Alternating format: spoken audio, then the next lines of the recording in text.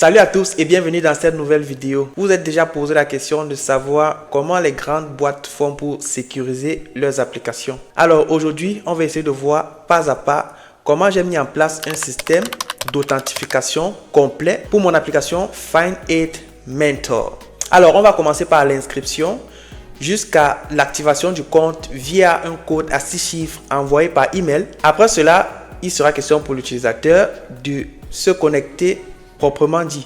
Et on va s'assurer de sécuriser nos différentes routes ou du moins nos ressources privées. Alors, on va utiliser la tech stack des champions Spring Boot 3, Spring Boot Sécurité 6 et MongoDB. Et sans oublier JWT pour JSON Web Token. Alors, si vous êtes prêt à donner vie au code, installez-vous bien, ouvrez votre éditeur et c'est parti.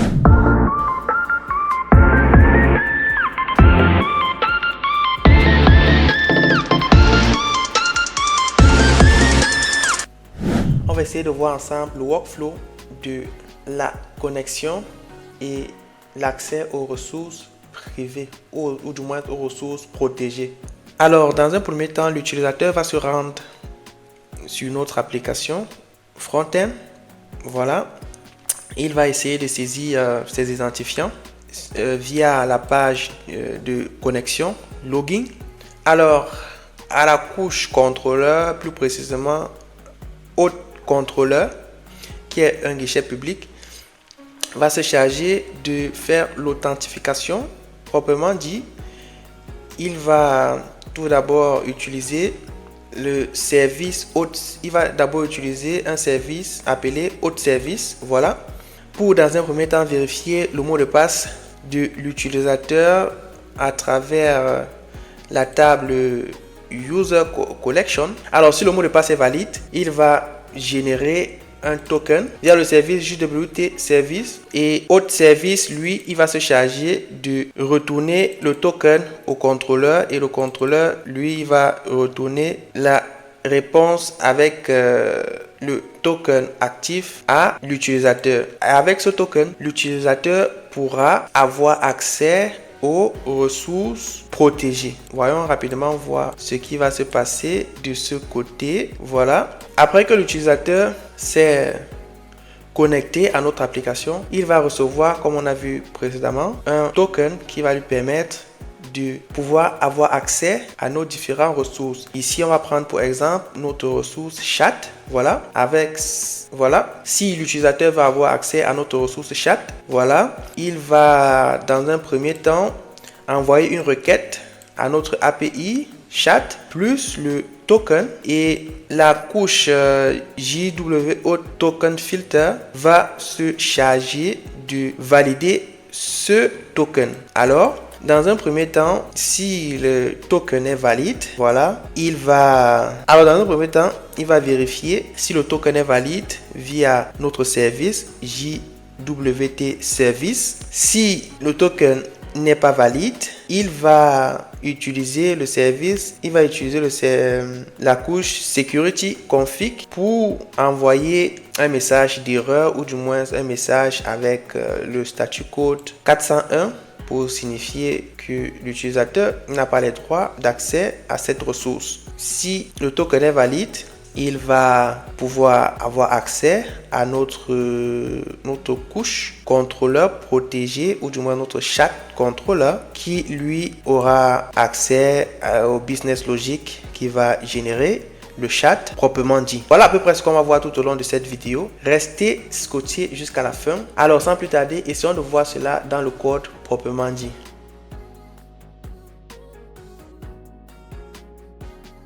Alors sans plus tarder, on va essayer de voir comment on a implémenté tout cela dans le code. On va commencer par voir la structure de notre application. Alors on a réparti notre application en modules. Voilà. Le premier module ici sera hôte. Voilà. Et à l'intérieur de ce module, vous allez voir qu'on a défini nos différents packages. Voilà. Le premier package sera constitué de config qui va contenir toutes nos configurations pour la sécurité. Voilà. Après ça, on aura le contrôleur, on aura DTO et on aura l'entity qui va regrouper tous nos modèles Voilà, après ça, on aura un package exception, on aura un paquet repository et on aura un paquet service. Alors, on va commencer par le package entity. Voilà, à l'intérieur, on va voir qu'on a nos différentes tables. Voilà, première table ici sera user. Voilà, ici, on va premièrement utiliser l'Ambok pour sa flexibilité. Voilà, on va utiliser la notation data pour pouvoir utiliser les méthodes get and seta, et on va utiliser la notation builder pour pouvoir manipuler nos objets facilement. Et après cela, on va utiliser la notation noAddConstructor pour utiliser notre classe sans constructeur. On va utiliser la notation allAddConstructor pour utiliser notre classe avec tous les constructeurs. Et ici, on va définir notre collection qui sera user. Voilà. Et après ça, on va... Et j'ai aussi à préciser que notre classe user va implémenter cette interface. Voilà, que vous pouvez bien voir. Et ça va implémenter cette interface, comme vous pouvez le voir. Si vous tapez là, vous allez voir que effectivement on implémente cela. Dans un premier temps, on va définir nos différents attributs. Voilà, les plus importants sont username, voilà, qui sera unique. Voilà, après ça, on aura aussi l'email qui sera aussi unique. Voilà, et on aura le password, et on aura la date de création et la date d'actualisation activée aussi, très important. Et après ça, on va spécifier notre attribut rôle, voilà, et on va spécifier la notation DB référence pour spécifier qu'on utilise effectivement cette table dans notre classe user. Voilà, très important pour référencer les tables. Voilà, et après ça, on va implémenter la méthode getAuthority, voilà, qui va nous permettre de récupérer les rôles. Après ça, on va implémenter isAccount not expired, isAccount no locked, isCredential not expired et isEnable. Voilà, ici on va retourner enable et activated. Après ça, on va aussi implémenter la collection rôle, voilà, qui aura l'attribut ID et l'attribut name de type user role, admin role et moderator role. Après ça, il est aussi important de définir nos différents DTO qui est ici mis pour Data Transfer Object. Voilà, il va nous permettre de spécifier les différentes informations qu'on veut envoyer à l'utilisateur. Voilà, dans un premier temps, on va définir notre API response. Voilà, très important pour envoyer les réponses des utilisateurs. Voilà, ici on va définir nos différentes méthodes, succès avec un argument et succès avec deux arguments. Et on va aussi définir la méthode error. Après ça, on va aussi voir activer request, voilà, qui va prendre le token, voilà.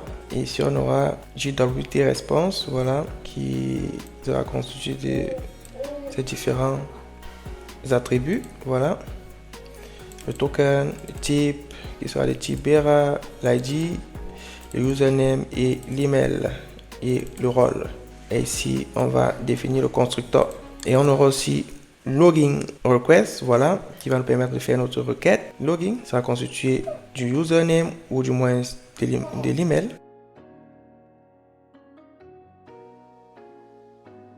Donc maintenant, on va s'intéresser à la partie sécurité. Voilà, on va aller dans notre package config.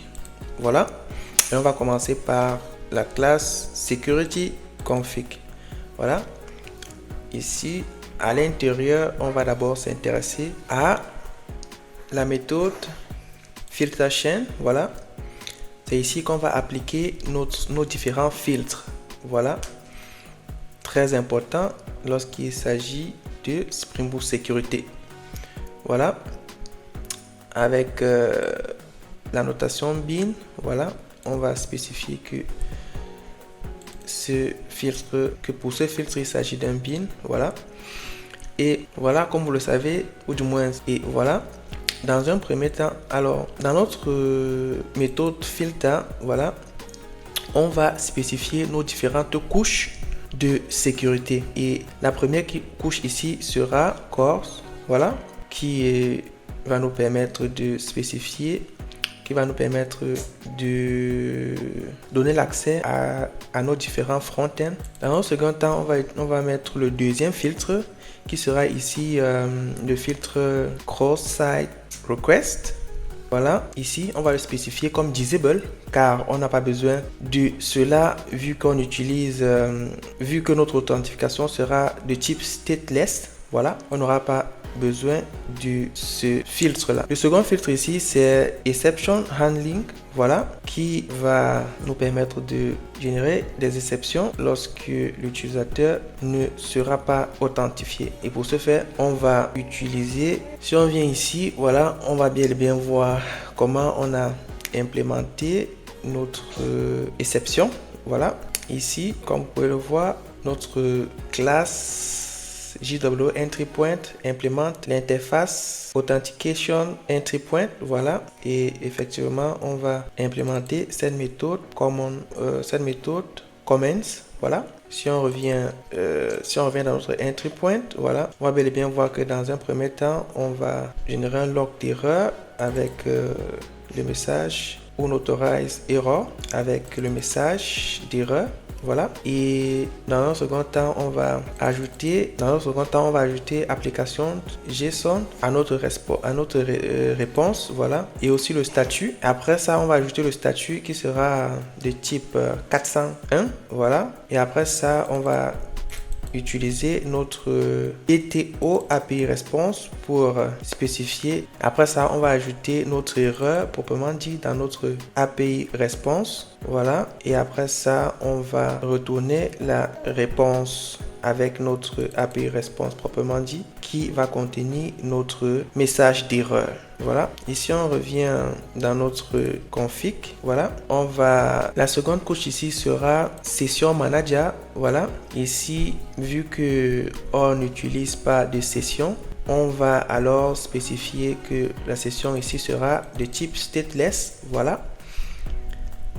Car on utilise GWT. Et après cela, la prochaine couche de sécurité ici sera Authorized HTTP Request. Ici, il sera question pour nous de spécifier les différentes requests HTTP qui n'auront pas besoin de l'authentification. Et pour ce faire, on va spécifier bien évidemment notre route ici, notre route API hôte, voilà, et toutes les autres routes qui seront public et toutes les autres requêtes qui auront trait à notre documentation Swagger.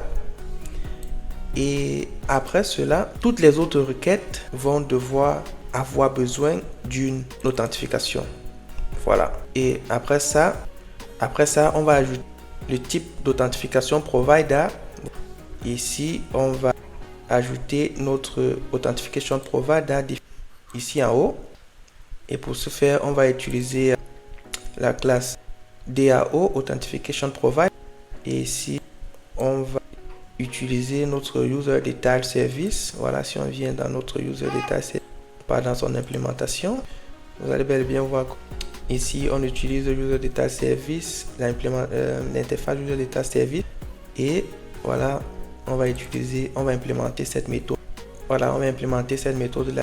Et on va spécifier que cela soit de type transactionnel, voilà, vu qu'on va devoir avoir accès à notre repository, voilà, pour récupérer le username ou du moins l'ID de notre base. Et c'est avec ça qu'on va vérifier le user est vraiment existant ou pas, ou du moins voilà.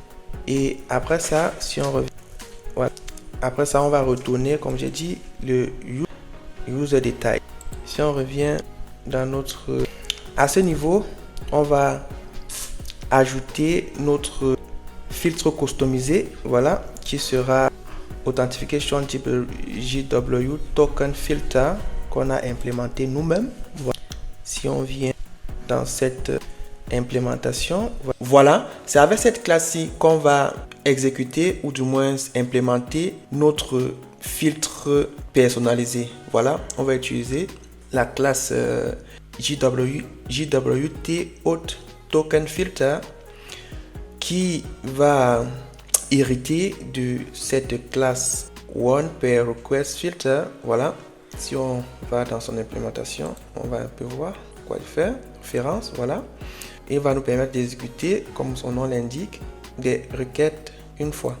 Et comme vous pouvez le voir, on va utiliser notre service JWT Service et notre User Detail Service. Voilà, et à l'intérieur, comme vous pouvez le voir, on va utiliser la méthode doFilterInternal pour exécuter ou du moins pour implémenter la logique de notre filtre personnalisé. Voilà, comme on le voit bien, c'est une interface, voilà, qui a été définie dans notre méthode, dans notre classe OnePairRequestFilter.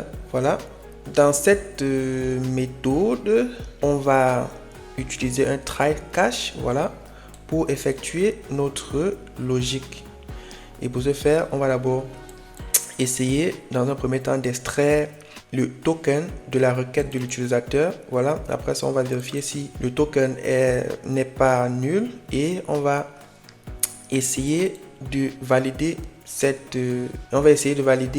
le token. Et pour ce faire, on va utiliser cette méthode validToken définie ici. Voilà, vous allez bien voir comment avec cette implémentation on va essayer de valider le token. Et après ça, voilà, après cela on va bien évidemment récupérer le username de notre token.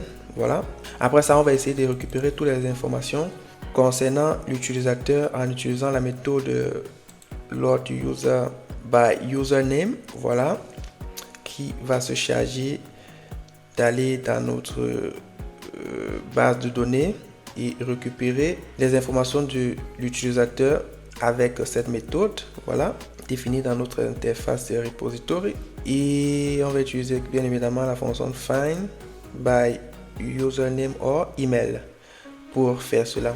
Après ça, on va essayer de faire l'authentification proprement dit en utilisant l'instance de cette classe username password authentification token qui va prendre en paramètre les détails de l'utilisateur, le credential qui sera nul vu qu'on utilise ici le JW token, voilà, stateless, et on va aussi ajouter le rôle de cet utilisateur. Et après ça, on va ajouter toutes ces informations à notre requête. Voilà. Et après avoir ajouté toutes ces informations d'authentification à notre requête, il sera important pour nous de stocker cela dans notre security context holder. Voilà, qui va se charger de valider si l'utilisateur pourra avoir accès à nos routes privées ou pas. Voilà. Après ça, on définit notre log de debugging, voilà, pour la production. Et dans notre cache, on définit le log d'erreur. Voilà, c'est à peu près comme ça qu'on définit filtre personnalisé avec Spring Security. Si on revient à notre security config, voilà, on va bel et bien voir que notre filtre personnalisé était le dernier filtre. Voilà, après ça, on va juste retourner notre HTTP request. Alors, c'était tout pour ce qui est du filtre de security filter chain, très important pour l'authentification. Voilà, et par la suite, on va définir notre configuration source, voilà, qui va nous permettre d'accepter les requêtes du front-end. Et pour ce faire, ici, comme on a encore un local, on va spécifier notre localhost et notre localhost avec le port 4200, voilà, et on va spécifier les requêtes.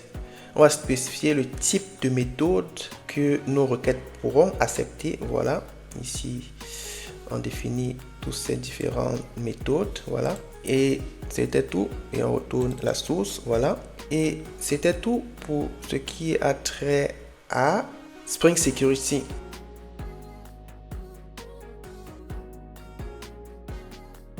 Alors, la première méthode sera la méthode de register user qui va nous permettre de faire l'enregistrement des utilisateurs. Voilà, dans un premier temps, on va vérifier si le username existe déjà dans notre base de données. Et dans un second temps, on va vérifier si l'email existe déjà dans notre base de données. Si ce n'est pas le cas, on va builder toutes les informations de l'utilisateur. Après cela, on va assigner un rôle à l'utilisateur. Par défaut, ça sera user au rôle. Et pour finir, on va sauvegarder les informations de l'utilisateur dans la base de données. Après cela, on va créer un token d'activation à 6 chiffres. Voilà, si on part dans son implémentation ici, vous allez bien voir que voilà, ici, on va créer le token de validation. Ici, on va d'abord vérifier.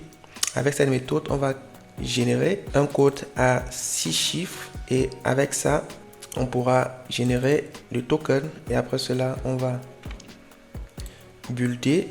Après ça, on va préparer notre token pour le stocker dans la base de données et après ça, on va stocker le token de l'utilisateur dans la base de données.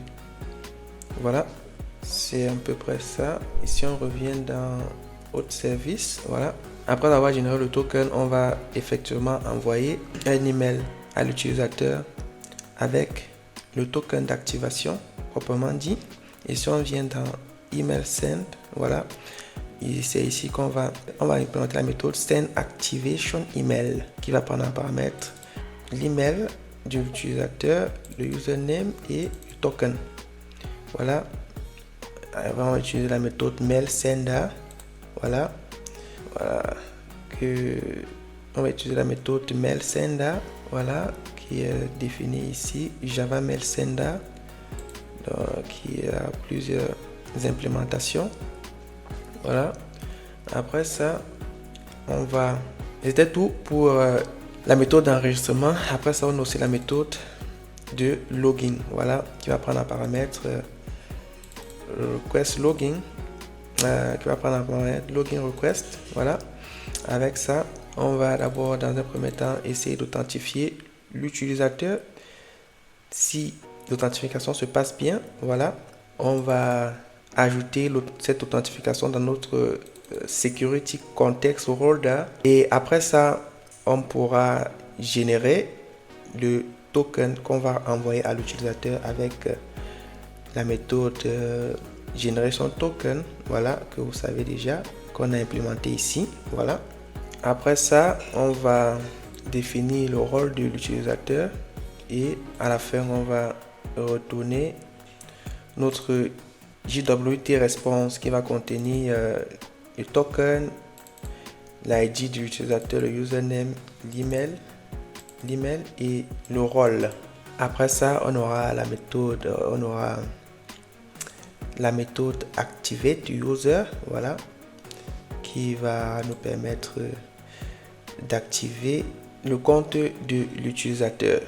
Après ça, on a aussi la méthode resend activate token pour renvoyer le token à l'utilisateur si il n'a pas reçu ou bien s'il y a eu un problème en chemin lors de l'envoi initial. Alors, sans plus tarder, on va essayer de voir la démo de ce qu'on vient de réaliser ensemble. Dans un premier temps, et comme vous le savez bien, on va utiliser Postman pour réaliser cela. Dans un premier temps, on va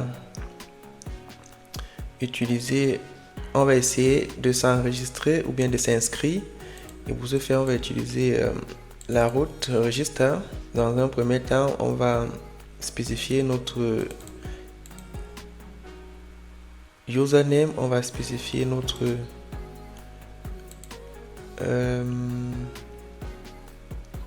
email. Après ça, on va spécifier le password. Après ça, on va spécifier first name et le last name. Après cela, on est prêt pour cliquer sur Send.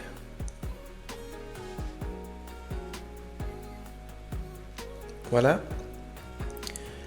On a reçu cette réponse. avec succès et le message registration successful. Please check your email for activation OTP. Voilà. Et si on part dans notre email, voilà, comme vous pouvez le voir, si on part dans notre email, on va bel et bien voir qu'on a reçu un email de la team Find In Mentor avec le token d'activation. On va copier cela et on va revenir ici, essayer d'activer le compte. Voilà, on va venir ici sur Body et à l'intérieur de Body, on va à l'intérieur de Body, on pourra coller notre token. Après avoir collé notre token, on est prêt pour cliquer sur Send. Voilà, on a la réponse Success. Voilà, et Account Activated Successfully. Après cela, troisième step, c'est de s'enregistrer. Et pour s'enregistrer, on aura besoin de notre email et de notre password. Voilà, si on vient là, on clique sur, on met notre username, c'était Loïc Max, et le password c'était password 123. Et si on clique sur envoyer, voilà, la connexion a été effectuée avec succès. Voilà, vous pouvez le voir avec le message Login Successfully. Voilà, et comme data, on a notre token. Voilà, on a le type, voilà, on a l'ID, on a username, on a l'email et on a le rôle qui est user role par défaut. Voilà, on est arrivé à la fin de cette vidéo. C'était tout pour la démo. J'espère que vous avez appris au max et on se retrouve la semaine prochaine pour une nouvelle vidéo.